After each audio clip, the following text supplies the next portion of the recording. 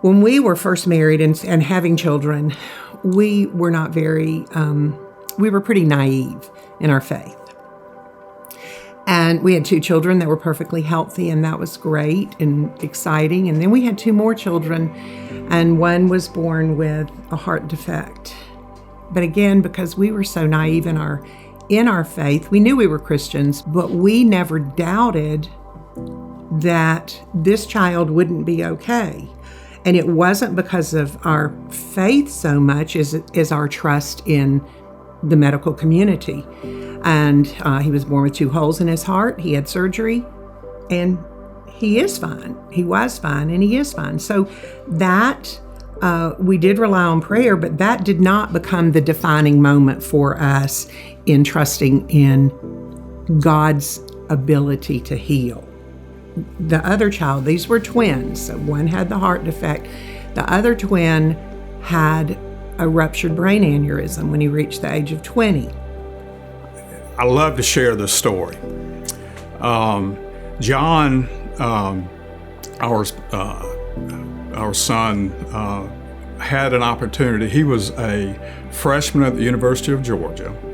It was around spring break. He had an opportunity to go on spring break with his fraternity brothers, or he could, and the other option was to go to Sharp Top Cove with a group from Mount Bethel, and he was going to chaperone at a camp up there. And lo and behold, he one morning while he was at Sharp Top, he succumbed to a ruptured brain aneurysm. Bottom line, he just fell on the floor. They didn't know exactly what was happening. But one of the situations that Mary refers to a lot of times as a God spot, that year was the first year that Mount Bethel had sent a doctor along with the group. And the doctor immediately pulled up some of his knowledges that said, this young man is in trouble.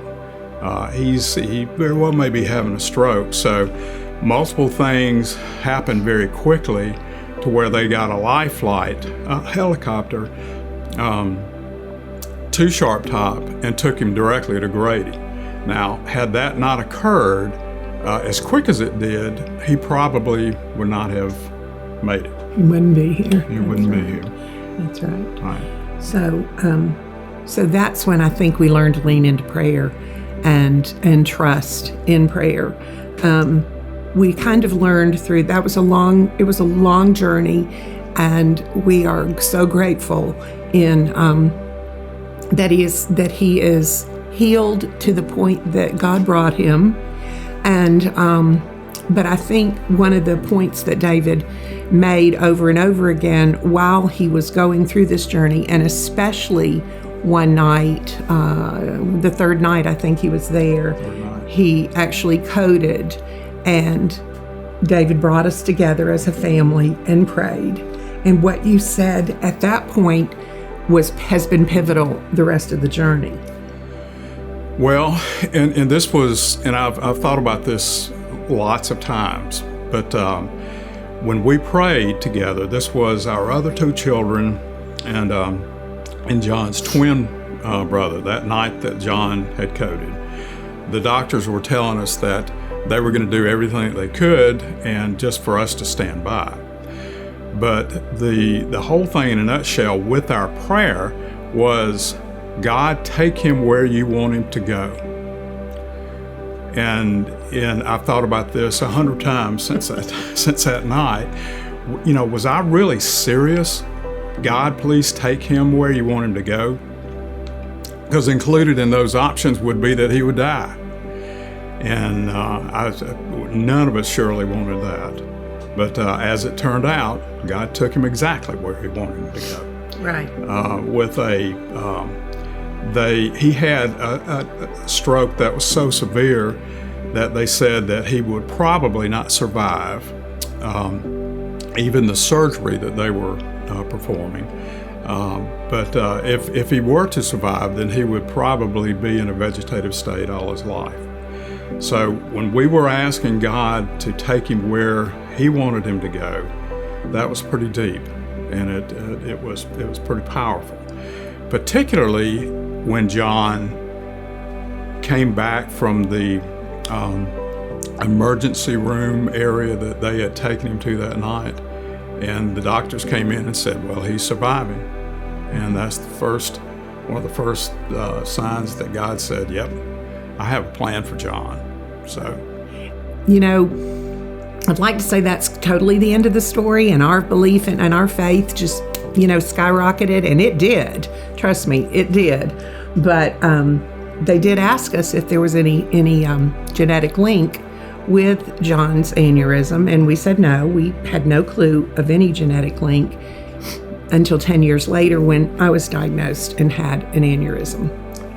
That was, did not rupture, thank goodness, but it did require surgery, and it was in my optic chiasm. They said it was the size of an egg, and I, after 2 procedures, the second procedure was the successful one. I had 32 clips in my head, and through that, you said, because I was pretty out of it, but you said, take her where you want her to go. And it was again another scary situation for us as a couple, but for us as a family, and to be able to give her strength. That's where we were once again. God, take her where you want her to go, and he did. And thanks to him, we are where we are. Well, except I guess we are slow learners, because this past year, David was diagnosed with cancer, and was diagnosed with lymphoma, and he has overcome the cancer. He had some complications from that, but through it all, you were the one that said, God, take me where you want me to go. We had prayers from the community through every one of these instances. We had prayers from the community. We had prayers from our pastoral leadership.